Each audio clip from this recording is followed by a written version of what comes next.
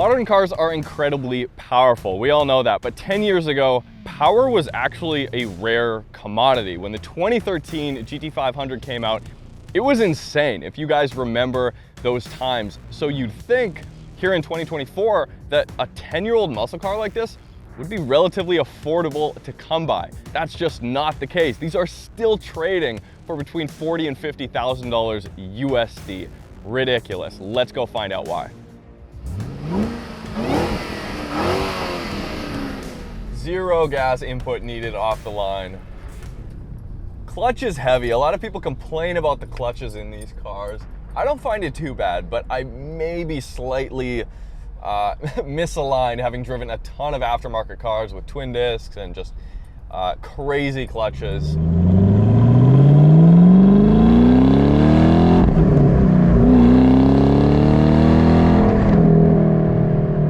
All right, let's see what this thing's all about. This car was not a car I really had on my radar, but after seeing the prices that these are still trading for in the used market, especially having just a few months ago driven a modified C6 Z06, I'm curious why they've held their value so much. These cars are rare.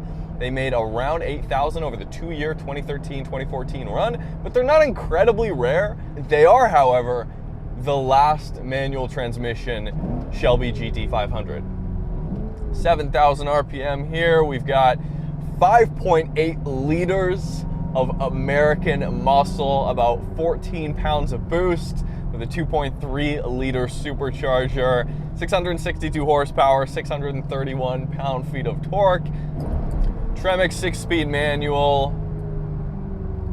Let's see what we can do. Stock exhaust, this one I'm driving is largely stock. The only thing aftermarket is a intake tube up there to hopefully get some more of that supercharger whine out. Struggling for traction in second gear.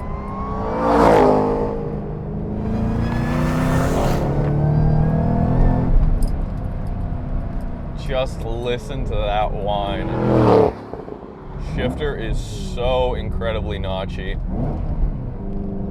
Clutch is taking me a little bit to get used to, especially just kind of the pickup point. It's short, which I like, especially when you're driving quick. Just the learning curve is a little bit longer. It takes a little bit longer to get used to.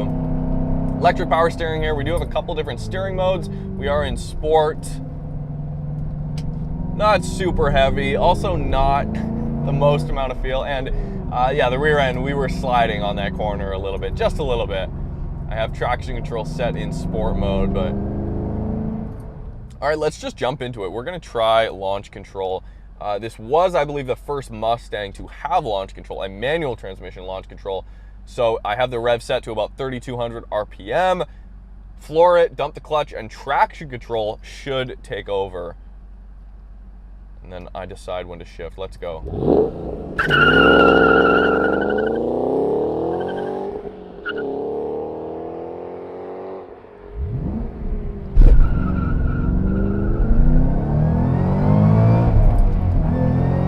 Pretty good.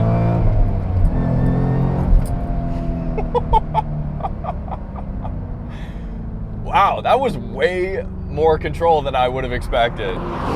3,200 RPM, probably a little bit low for the street. The owner of this car had it set for the track because, of course, you don't want to break axles when you're on a prepped surface. Wow, that was pretty good. That's wildly impressive, especially for a manual. I believe out of the box, these were rated to hit the quarter mile in about 12.1 seconds.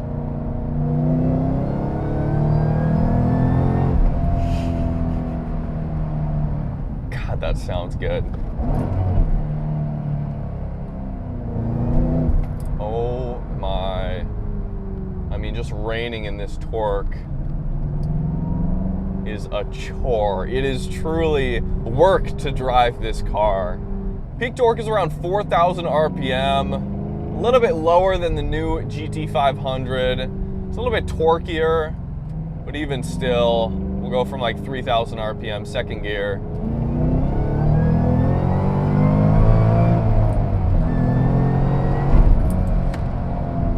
It rewards quick shifting. It rewards shifting at high speeds and high RPM. It actually does it smoother and gives you more back. It becomes easier to drive the faster you go, with exception to the power. I mean, I do have traction in sport mode, but even still, I mean, yeah, it feels sketchy. It feels on edge all the time. So before you can ask me whether or not that C6 Z06 felt as on edge as this GT500, I'll tell you, no, not even close. And that's after stroking the LS7 from 7 to 7.2 liters. Yeah, it was just as torquey, but actually felt glued to the road, if that makes sense. I don't think I have to tell you the Z06 would run laps around a GT500 at the track, but it's not that black and white on the surface. The C6, for example, has possibly the worst factory seats of the time, which Graham was quick to swap out in his car, versus these comically chunky Recaros in the Shelby. That detail alone should hint the GT500 has more cornering confidence, but it's the exact opposite. On the flip side, that sunroof tells me this isn't nearly as serious a performance car as the Z06, which of course needs all the rigidity it can get.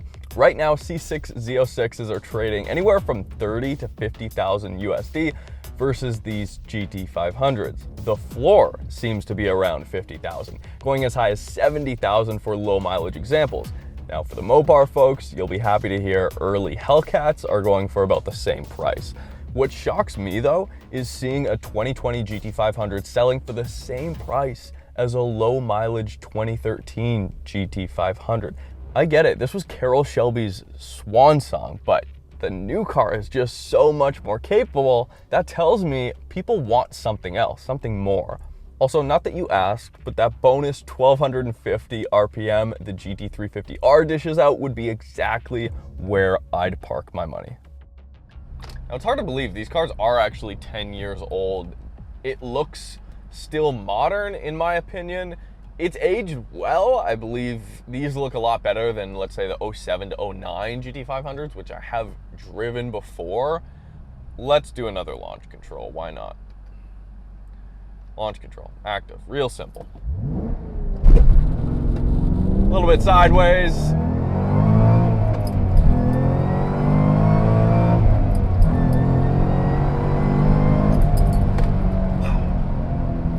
A little bit bumpy. Normal suspension setting I also have with these Bilstein dampers. That's what I have it set to right now. Soaked up the bumps fairly well. Are these MagneRide dampers? Is this gonna feel like a modern car? No, of course not. Also, no independent rear suspension at this point. So there is a little bit, you know, I haven't actually experienced a terrible wheel hop scenario, or real shit your pants scenario, dare I say. I haven't experienced that yet, but this car, it feels like it's one of those cars that makes you feel like a hero until it doesn't. And that's something I didn't get with the C6 Z06. That's something I didn't get with the GT350R. Okay, we'll put suspension in sport, see if that changes up much. A little bit stiff. Of course, the GT500 has upgraded springs and a bigger sway bar up front than the factory GT. I mean, if you had never driven a 600 plus horsepower car and then somebody tosses you the keys to this car, you're going to end up in a ditch. It's just inevitable. It is so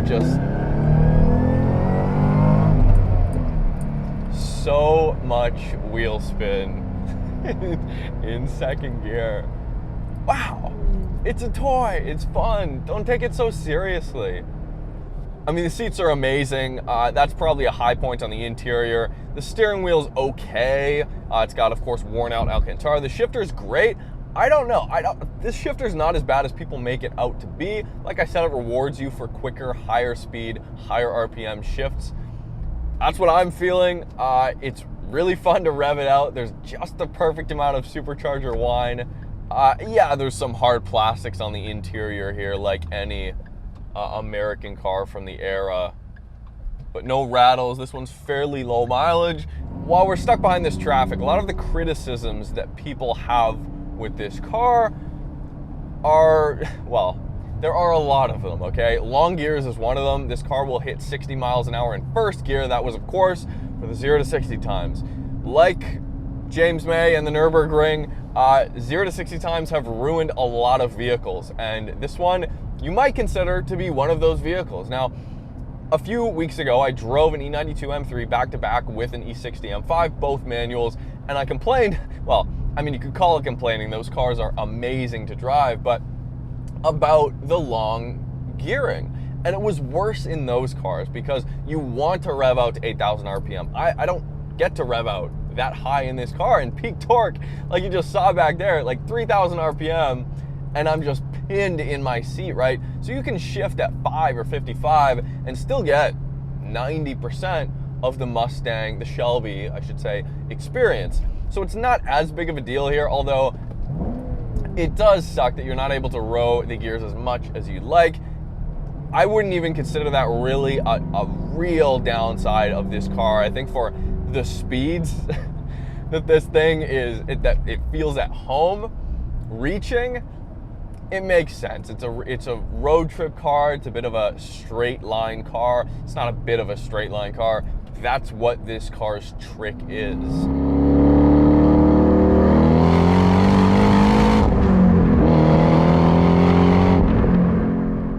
So what I have heard is the 2020 GT500, the new one, is a lot more manageable than this car. And I'm gonna find out because I will be driving that car in the next week or so. But when you look at the specs, they're a lot closer than I would have imagined. This only has about 13% less power than the new car. But when you look at the brakes and the weight of the car, they pretty much match up with that 13% drop. This car is about 13% lighter. The brakes are about 10% smaller. So comparatively speaking, what makes this car feel so scary? What makes it feel so intimidating compared to the new car? Is it just the manual transmission?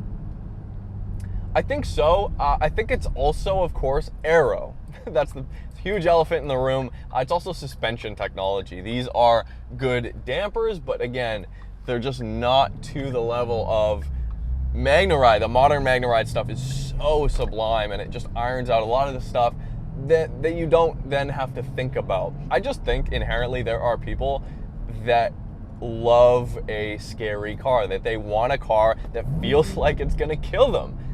Literally, that's probably a lot of you guys too. You want those moments where you feel like you're not in control. I guess that's a Mustang thing, but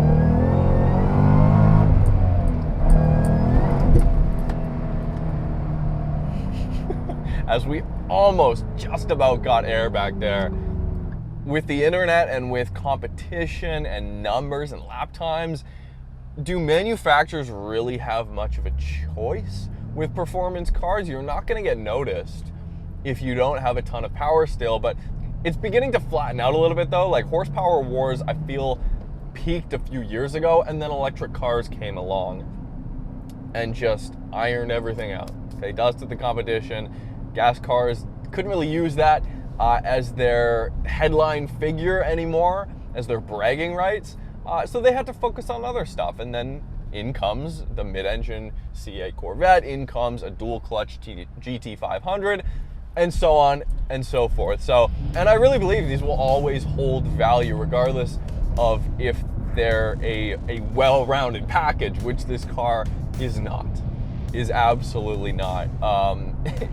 Is it fun? Yeah, of course. So thank you guys so much for watching. Let me know what you think in the comments. You can find me on Instagram at Untraveled.